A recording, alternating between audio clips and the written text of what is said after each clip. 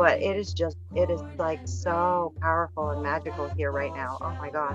I was able to sit next to the river with the reds and the purples, and it's going to rain tomorrow, so today would be considered peak color. And they just glimmered, and the leaves blew, and the songbirds are thick here right now too. They're migrating. I mean, I I'm think, just listening. My favorite, right. always has been. You know how I see the trees and all the colors of the leaves changing? It's almost like they're grand, uh, like they're hurrah, they're grand hurrah as they leave, and they're saying, "Okay, all the flowers had your attention, all of the things on the ground had your attention. Now it's our turn." And then they turn all these beautiful, brilliant colors of yellows and purples and reds and oranges, and we cannot help ourselves but look up and to I participate and honor it.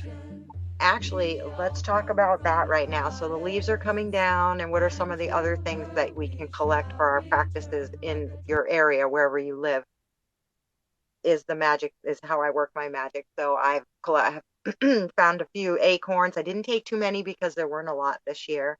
You know, how on my last video that I posted today, there were several people that asked me about the collection process. I collected a thorn and I bound it with hair. But my point is, how do you do that? Are you when in you are you do you collect leaves maybe or mushroom spores or bark or do you press colored leaves or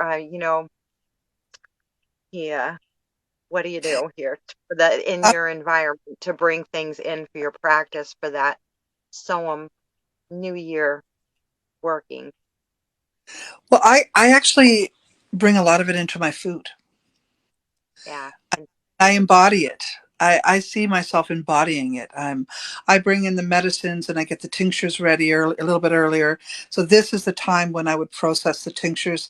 This is the time when I would do preserves. This is the time when I have my celebrations, ancestors feast. That's what I call it. Not so much Thanksgiving, but ancestors feasts.